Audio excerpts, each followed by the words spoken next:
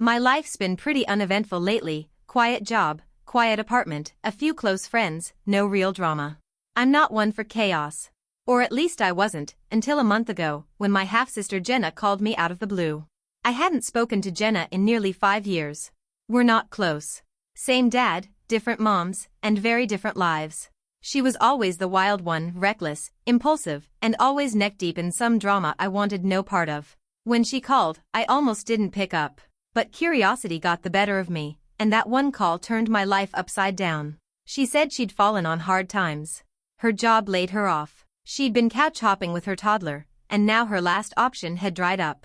She didn't ask outright, but I could hear it in her voice. She was desperate.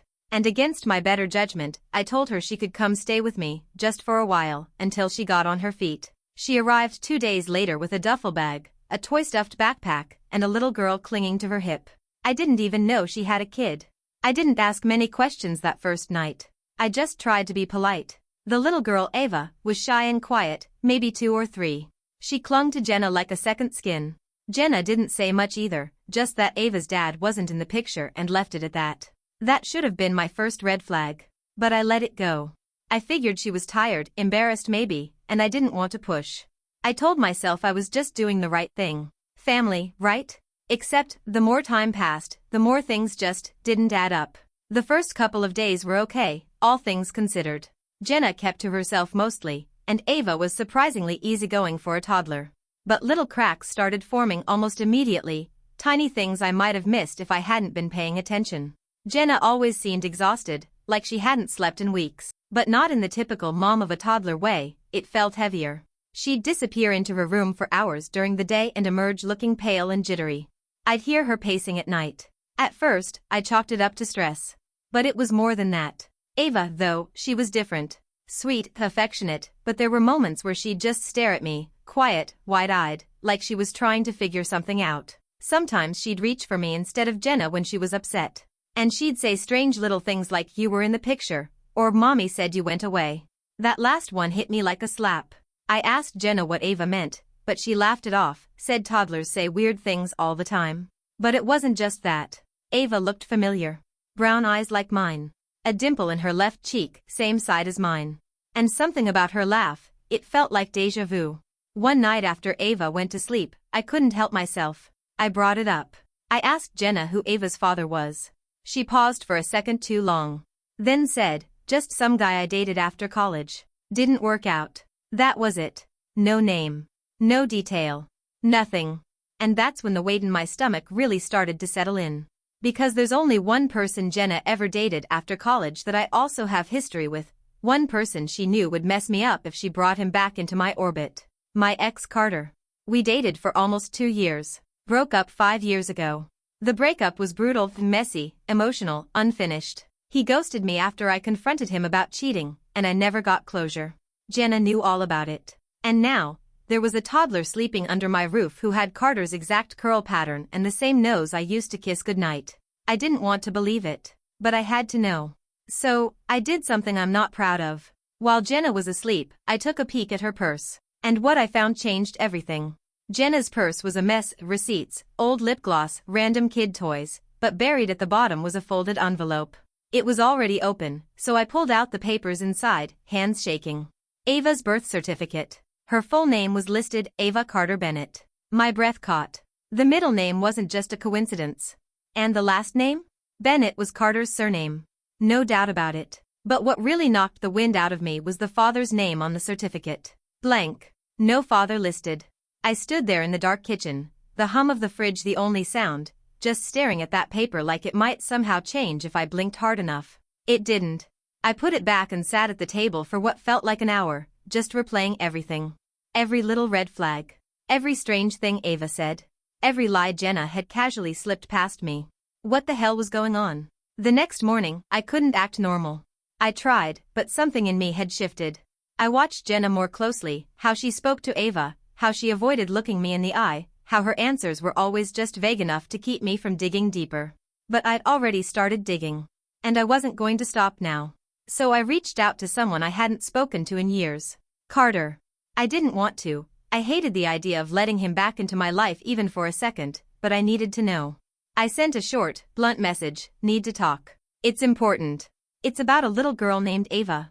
He replied within 10 minutes. And that's when things took a turn I wasn't ready for.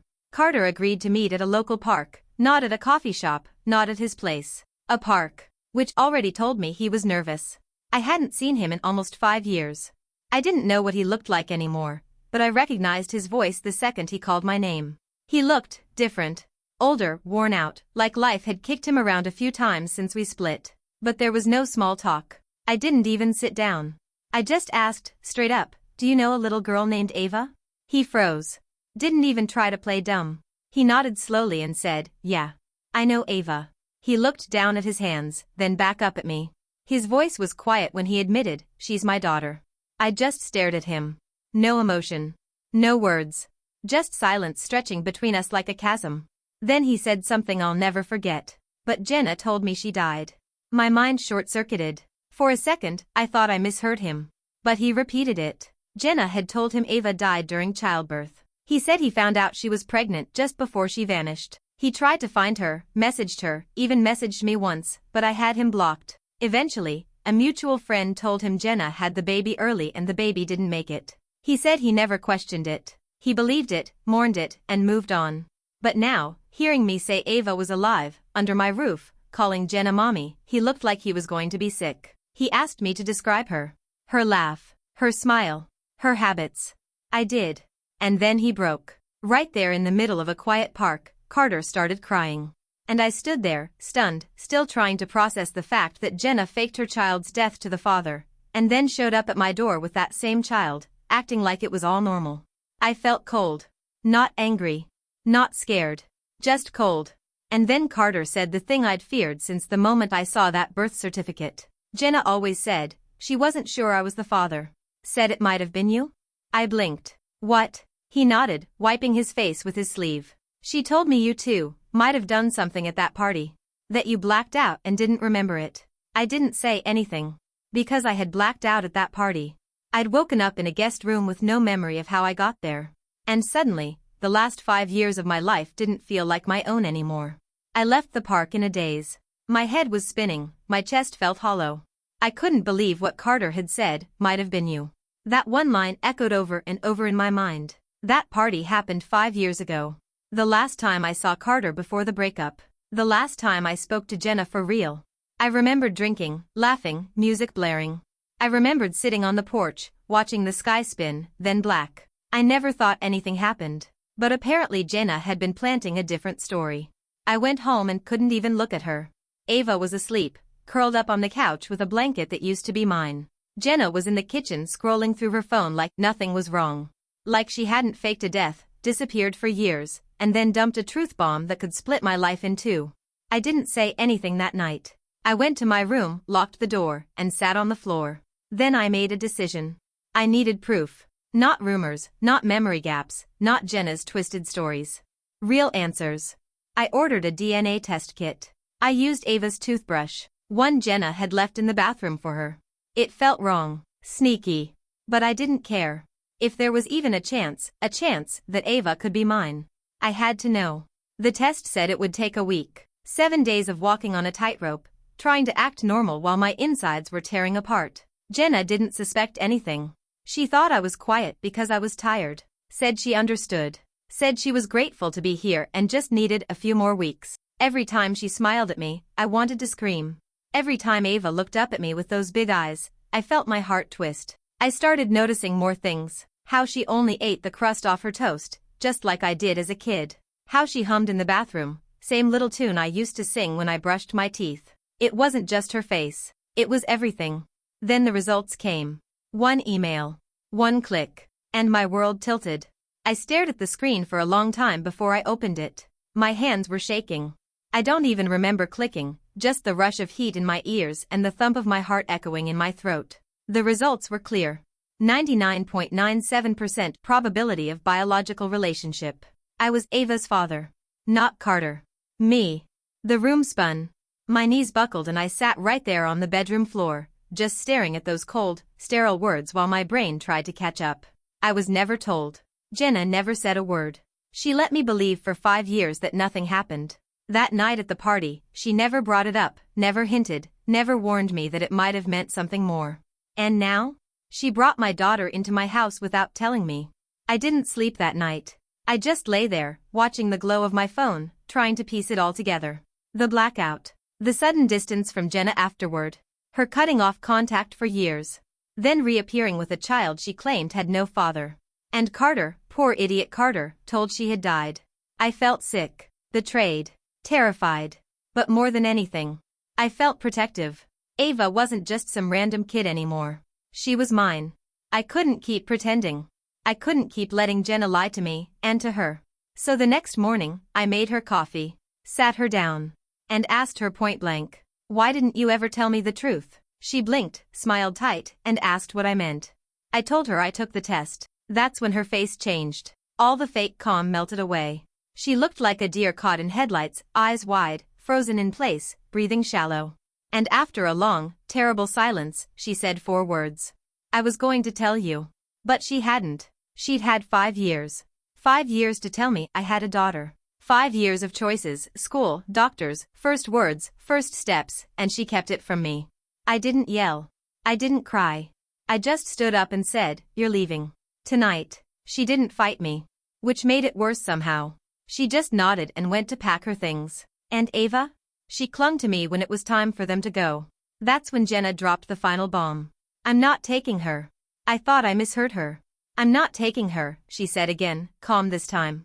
Like she'd rehearsed it. Like it wasn't a child's life she was handing off, but a suitcase. I stood there frozen, watching her zip up her bag like she was just late for a flight. "You're the father," she added, like that was supposed to explain everything. That's when the numbness snapped. I told her she didn't get to decide that, not like this. Not after years of secrets and lies. Not after dumping a kid into my life like a forgotten delivery. But she didn't argue. She just kept packing, like this was always the plan. Then she said something that chilled me. "I can't do this anymore. I was never supposed to be a mom." And I realized she meant it. I don't know if she ever really bonded with Ava. I started thinking about all those times Ava had reached for me, not her. The way Jenna disappeared for hours, the way she always seemed distant, checked out, like she was babysitting someone else's kid. Maybe she was. And now, she was walking away. She kissed Ava on the head, a quick, disconnected gesture, and said goodbye like it was nothing. I asked her if she had a plan. She didn't. No job lined up. No place to go. No intention of staying in contact. Just, gone. By 7 p.m. she was out the door. One bag, no apology, no forwarding address. And just like that, I was standing in my living room with a 3-year-old I had never planned for, never expected, but suddenly couldn't imagine letting go of. She looked up at me and asked if Mommy was coming back. I told her the truth. "No, sweetheart. But I'm here." And she wrapped her little arms around my leg like she'd already known. That night, I didn't sleep again. I stayed up watching her breathe, brushing the hair out of her face, wondering how I was going to explain this to anyone. To myself. I was a dad. Just like that. And the mother of my child had vanished. The next few days were a blur. I called out of work, scrambled to get Ava settled, bought clothes, a toddler bed, new toys, groceries I didn't know I needed. Every hour felt like triage, just surviving the next diaper change, the next meltdown, the next question about where her mom went. She didn't cry much. That almost made it worse. She just adjusted. Like she was used to people vanishing. By day 3, I had a social worker at my door. Jenna hadn't just left, she'd called them. Told them she was surrendering parental responsibility and that Ava was better off with me. Just like that. Like a transaction. They asked questions. A lot of them. Luckily, the DNA test was already in place. That saved me. Barely. The woman asked me if I was ready to be a full-time parent. I told her I wasn't. But I would be. Because there was no way I was letting anyone take Ava now. They left us alone, for now. That night, after Ava finally fell asleep, after 2 stories and a crying fit over a missing sock, I got a text from a number I hadn't seen in years. Carter. It just said, "I need to talk. It's about Jenna." I didn't want to deal with him. I had enough on my plate. But something about the timing felt too strange to ignore. So I called him. His voice was sharp this time. Tense. He said he hadn't been able to sleep since we talked. That after I left the park, he started digging. Through old messages. Social media. Even emails Jenna had sent him years ago. And what he found? He said it might change everything again. Because apparently, Jenna had told someone else, a mutual friend from college, that Ava was Carter's. And that friend? She had screenshots. Messages from Jenna, dated just after the party, saying she used the moment to get back at both of us. That Carter would never know the truth. That she was done playing second to both of them. Carter sent me the screenshots. And then asked the question I hadn't dared speak aloud. What if she did this on purpose? I didn't want to believe it. That this went beyond selfishness. Beyond fear or immaturity. But as I read the screenshots Carter sent, it all started falling into place, and none of it was accidental. The messages were dated weeks after the party. Jenna had been texting with someone named Lauren, a girl from our college circle I hadn't thought about in years. In one of the messages, Jenna wrote, "He'll never know. I made sure of it. He was drunk, I was already in the room. He won't remember a thing.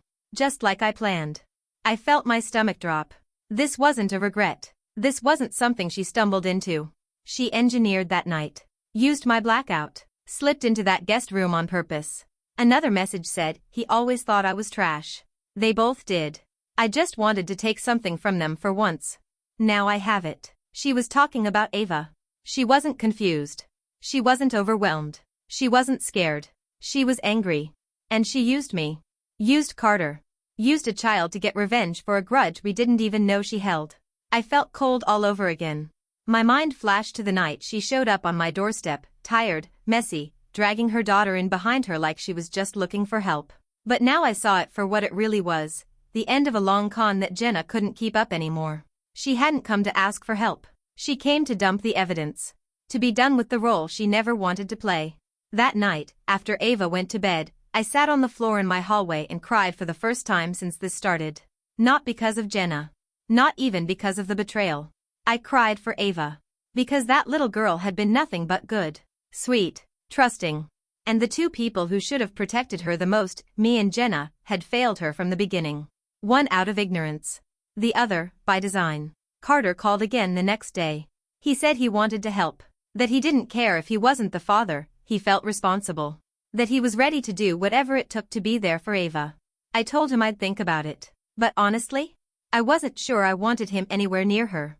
The next few days passed like fog. Between calls from the social worker, paperwork from family court, and Ava asking questions I couldn't answer. Where's mommy? Why don't I have a daddy? I felt like I was sprinting underwater. Carter texted again. Then again. He wanted to see her. Said he'd never forgive himself if he didn't at least try to do right by her. That even if he wasn't her father by blood, he had once believed he was, and that had to count for something. I didn't respond. Not because I didn't care. But because I wasn't sure what the right thing was anymore. One afternoon, I caught Ava sitting on the hallway floor with my old photo album. She pointed to a picture of Carter and me from years ago and asked if that was my brother. I told her no. Then she asked the question I knew would come eventually. Is he my daddy? My breath caught. I looked at her, this wide-eyed little girl in two big socks and pigtails made by my awkward hands, and I realized I couldn't build her future on more lies. I wouldn't be another adult who twisted the truth to make things easier for themselves. So I told her the truth. In the softest words I could manage. That's not your daddy. And he's not coming back. But you have me. I'm not going anywhere. She didn't cry. She just nodded. And hugged me around the neck so tight I couldn't breathe for a second. That night, I made a decision. I called Carter. I thanked him. Told him I appreciated the offer. But Ava had enough change. She didn't need another confusing adult relationship to navigate. Not now. Maybe not ever. He didn't fight me. He said he understood. Said goodbye. And that was the last time I heard from him. A week later, I filed the paperwork for full legal custody. The court moved quickly, especially since Jenna had officially surrendered her rights. It felt terrifying and permanent. But for the first time in my life, I wanted something permanent. 3 months later, I legally became Ava's father. She started calling me dad without me ever asking her to. Sometimes, when I tuck her in, she says things like, "This is our forever house," or "You're my best daddy." And I just nod, even when my throat closes too tight to say anything back. People still ask about Jenna. She hasn't reached out. No letters. No calls. Nothing. But I stopped waiting for the other shoe to drop. Because this is my life now. Messy. Unplanned. And completely, wildly full of love. The little girl I didn't know existed became the reason I wake up every day.